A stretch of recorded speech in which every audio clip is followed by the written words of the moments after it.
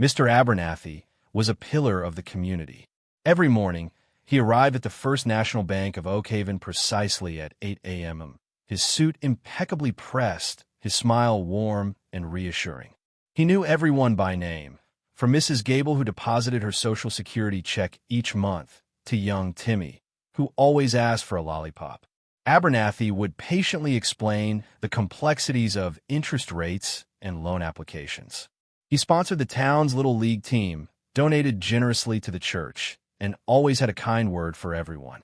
He was the very image of a trustworthy banker, a man you could count on. His office, a spacious room overlooking Main Street, was filled with awards and certificates of appreciation. His desk was meticulously organized, each pen and paperclip in its place. A portrait of his late wife sat proudly on the corner, a reminder of simpler times. To the people of Oakhaven, Mr. Abernathy was more than just a banker. He was a friend, a neighbor, a symbol of stability in an uncertain world. They had no idea that beneath that calm exterior lay a carefully constructed facade, hiding a secret that could shatter their trust forever. But after the bank closed and the last customer had left, Mr. Abernathy transformed. He traded his tailored suit for a worn leather jacket and a scowl. Under the cloak of darkness, he drove his unassuming sedan to the outskirts of town, to a dilapidated shack hidden deep in the woods near the old creek. This was where he met with his other associates, the men who knew the real Abernathy, the one hidden beneath the respectable facade. Inside the shack, the air hung thick with the smell of stale whiskey and desperation. 3 figures sat around a rickety table, their faces illuminated by a single flickering lantern. There was Big Joe, a mountain of a man with a scarred face and a reputation for brute force. Then there was Fingers Frankie, whose nimble hands could pick any lock. And lastly, Lefty Lewis, a jittery, nervous fellow always looking over his shoulder. These were the men Abernathy trusted, or at least needed, to pull off the most daring scheme of his life, robbing his own bank. "All right," Abernathy said, his voice low and gravelly, a stark contrast to his usual cheerful tone. "Let's go over the plan one more time." He unfurled a detailed map of the bank's layout on the table. "The tunnel entrance is in the basement of the old bakery 2 blocks down. Frankie, you'll handle the lock on the bakery cellar door. Joe, you're on digging duty. Lefty, you're lookout and responsible for disposing of the dirt. We work only at night, no exceptions. Silence is key." The plan was audacious in its complexity. Abernathy had spent months studying the bank's blueprints, identifying a weak point in the vault's foundation. The tunnel would need to be long and carefully constructed, avoiding underground pipes and utility lines. The biggest challenge was the vault itself, reinforced steel and a complex locking mechanism. Frankie assured them he could crack it, but it would take time. One slip-up, Abernathy warned, his eyes scanning each of their faces, and we're all going to jail. Or worse. The stakes were incredibly high, but the potential reward was even greater. Millions of dollars lay behind that vault door, enough to set them all up for life. Night after night, under the veil of darkness, they worked. The old bakery cellar was damp and musty, the air thick with the smell of mildew and decay. Joe, his massive frame crammed into the narrow tunnel, swung his pickaxe with relentless force. Each strike echoed through the earth, a constant reminder of the danger they were in.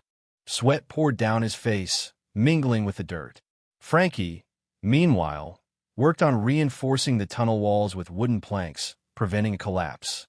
The work was slow and arduous. Every inch gained felt like a victory hard won. Lefty, perched outside, his eyes darting nervously in every direction, was constantly on edge.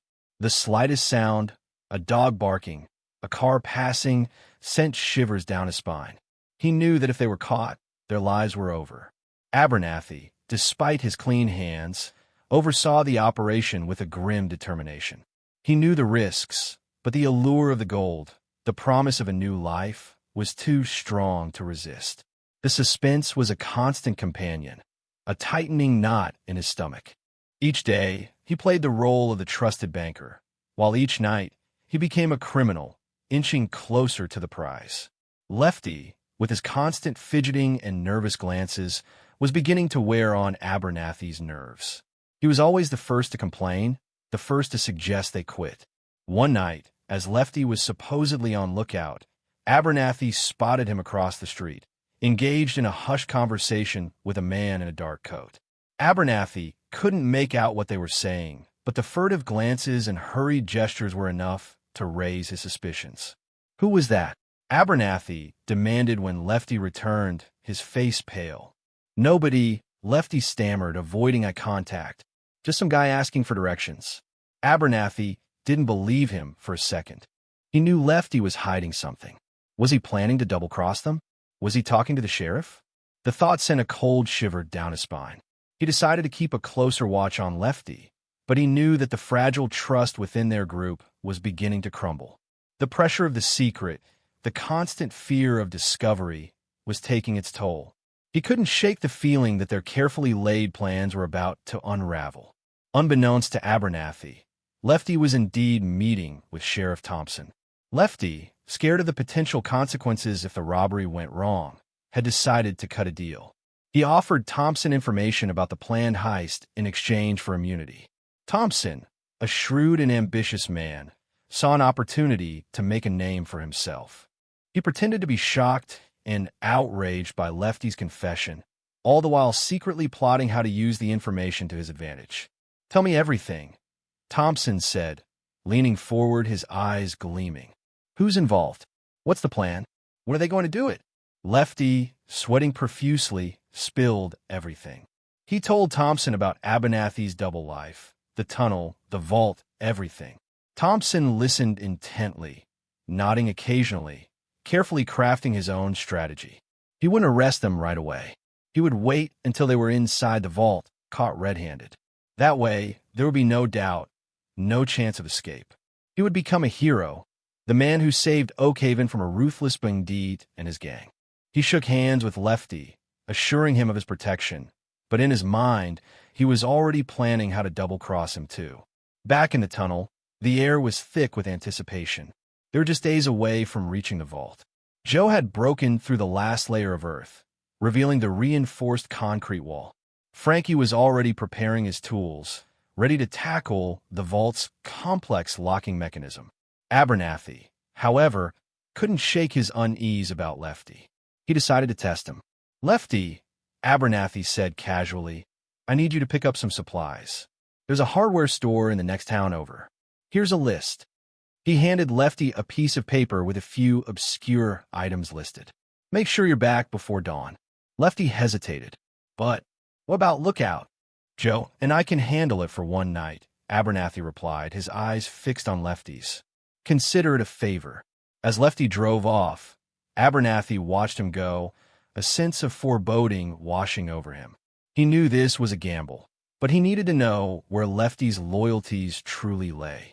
If Lefty went straight to the sheriff, Abernathy would have his answer, and he would have to act quickly. The game was changing, and he needed to be ready to adapt or be destroyed.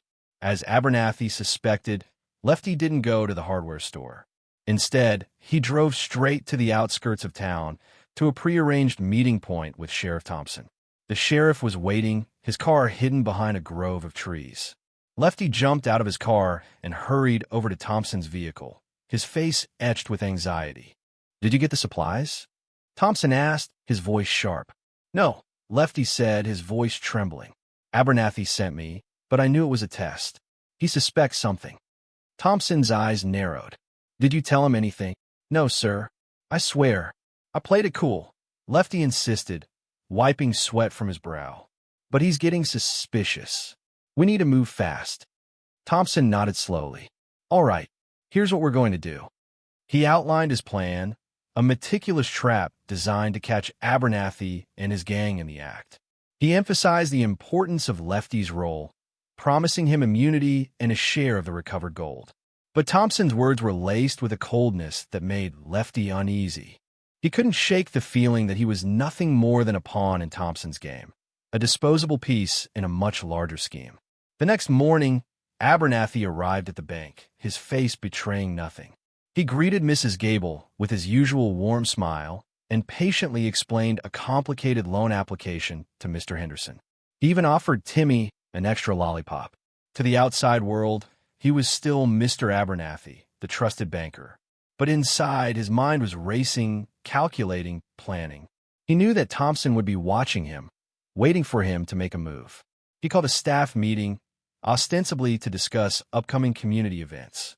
But as he spoke, he subtly observed each of his employees, searching for any sign of suspicion or knowledge. He even made a point of chatting with Sheriff Thompson, who stopped by for a friendly visit. Thompson, playing his part perfectly, acted completely oblivious, joking about the recent string of petty thefts in the neighboring town. Abernathy smiled and played along, all the while knowing that Thompson was a viper in his midst, ready to strike. The tension was almost unbearable, a silent battle of wits between two men with hidden agendas. The clock was ticking, and Abernathy knew he had to make his next move carefully. That evening, Abernathy returned to the tunnel, his heart pounding in his chest. He had spent the day piecing together the puzzle, connecting the dots. Lefty's strange behavior, Thompson's unexpected visit, the hardware store errand, it all added up. He knew, with chilling certainty, that Lefty had betrayed them. He found Joe and Frankie working diligently, oblivious to the danger that surrounded them. He motioned for them to come closer, his face grim. "We have a problem," Abernathy said, his voice low and dangerous. "Lefty's been talking to the sheriff." Joe's eyes widened in disbelief. "Lefty? That little rat." Frankie cursed under his breath. "What do we do?" "I don't know yet," Abernathy said, his mind racing. "But we need to be careful. Thompson is planning a trap. We can't trust Lefty." He looked from Joe to Frankie, his expression hardening. This changes everything. The tunnel, once a symbol of their shared ambition, now felt like a confined space, a potential tomb. The air was thick with suspicion and fear, the bond between them shattered by Lefty's betrayal. Abernathy knew he had to make a decision, and fast. Their lives depended on it. Abernathy paced back and forth, his mind a whirlwind of possibilities. He could try to flee, grab as much gold as he could carry, and disappear into the night. But that would mean abandoning Joe and Frankie, leaving them to face Thompson's wrath. He could eliminate Lefty, silence the traitor, and hope that Thompson didn't have enough evidence to convict the rest of them. But that was a risky move, one that could easily backfire. Or he could try to outsmart them all, to turn Thompson's trap against him, to somehow salvage the situation and still walk away with the gold. Each option had its own set of risks and rewards. Fleeing was selfish, but potentially the safest. Killing Lefty was brutal, but might buy them some time. But outsmarting them all, that was the most challenging, the most audacious, but also the most rewarding. It would require cunning, deception, and a healthy dose of luck. He looked at Joe and Frankie, their faces etched with worry and uncertainty. He knew they were waiting for him to make a decision, to lead them out of this mess. He took a deep breath, his eyes hardening with resolve. "We're not running," he said firmly, "and we're not killing anyone. We're going to outsmart them." When Lefty returned, looking sheepish, Abernathy acted as if nothing had happened. He greeted him with a casual nod and a reassuring smile, completely masking his true feelings. "All right, Lefty," he said, "glad you're back. We need to finalize the escape route. I've been thinking." He paused, pretending to consider the map. The original plan might be too risky. The streets around the bakery are likely being watched. He pointed to a different route on the map, one that led through the town's old sewer system. "This way, we can avoid the main streets and disappear into the woods on the other side of town. It's a bit longer, a bit dirtier, but much safer." Lefty, relieved that Abernathy didn't suspect him, readily agreed. He had no idea that Abernathy was leading them into a carefully orchestrated trap, a place where Abernathy held all the cards. The sewer system was a labyrinth of tunnels and hidden passages, a place where Abernathy had spent countless hours as a child, exploring its hidden depths. He knew every twist and turn, every secret exit. It was the perfect place to stage his double cross. He smiled inwardly, knowing that Thompson and Lefty were about to walk right into his carefully laid snare. The night of the heist arrived, cloaked in darkness and heavy with anticipation. Frankie managed to crack the vault's locking mechanism with surprising ease. Soon, they were inside, surrounded by stacks of gold bars and bundles of cash. The temptation was overwhelming, but Abernathy kept his focus. "Let's go," he urged, stuffing bags with as much loot as they could carry. "We don't have much time." They followed Abernathy into the sewer system, the stench of sewage filling their nostrils. Lefty, his face pale and sweaty, kept glancing nervously behind him. He knew Thompson and his men were waiting, ready to spring their trap. But he also knew that if he tried to warn Abernathy, he would reveal his betrayal and face the consequences. Abernathy led them deeper and deeper into the labyrinth, his footsteps sure and confident. He knew exactly where he was going, while the others stumbled blindly behind him. The sewer system was a maze of tunnels, each one looking identical to the last. The darkness was absolute, broken only by the faint beam of Abernathy's flashlight. The suspense was palpable, a thick fog of fear and uncertainty.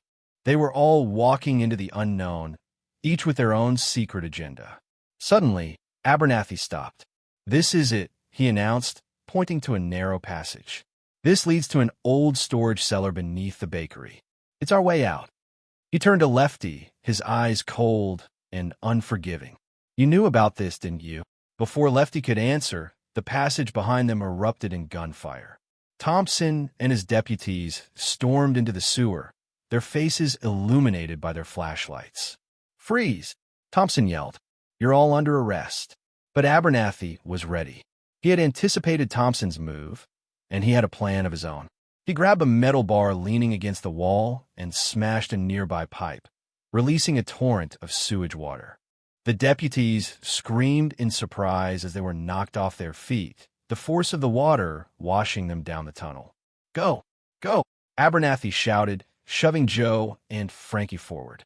He knew the sewer system like the back of his hand. He led them through a series of secret passages and hidden tunnels, confusing Thompson and his men. He used his knowledge of the town's underground infrastructure to turn the tables, leading the sheriff and his deputies on a wild goose chase through the labyrinthine sewers. He knew exactly where he was going, and he knew exactly how to escape. He was playing a game of cat and mouse, and he was determined to win. Abernathy led Joe and Frankie to a hidden exit, a long-forgotten access point that opened into a small, abandoned shed on the outskirts of town. He had stashed a getaway car there, loaded with supplies and a change of clothes. But before they could escape, he turned to Lefty, who was being held at gunpoint by Joe. "Tell them, Lefty," Abernathy said, his voice ice-cold. "Tell them who set you up." Lefty, his face contorted with fear, confessed everything. He admitted to making a deal with Thompson, promising to betray Abernathy in exchange for immunity and a share of the gold. Joe and Frankie stared at Lefty in disbelief, their faces filled with rage. As the sound of sirens grew closer, Abernathy made his final move. He revealed that he had hidden the bulk of the gold in a separate location, a place only he knew about. He then pointed to a different escape route for Joe and Frankie, one that would lead them to safety. "Get out of here," he said, "and don't ever trust anyone." With a final nod, Joe and Frankie disappeared into the night. Abernathy then slipped away in the getaway car, leaving Lefty to face Thompson's wrath and the consequences of his betrayal. He had outsmarted them all, securing the gold and leaving his former partners to deal with each other. The next morning, Oakhaven was in an uproar. The bank robbery was the talk of the town. Sheriff Thompson, his reputation tarnished, tried to spin the story, claiming he had apprehended the banditti and recovered most of the stolen gold. But the truth was out. Lefty, desperate to save his own skin, revealed Thompson's deal, further damaging the sheriff's credibility. Joe and Frankie remained at large, their fate unknown. But Mr. Abernathy was gone. He had vanished without a trace, leaving behind only rumors and speculation. Some said he had fled to a tropical island, living a life of luxury with the stolen gold. Others believed he had been killed by Joe and Frankie, a victim of his own greed. Still others whispered that he had simply disappeared, shedding his old identity and starting a new life somewhere far away.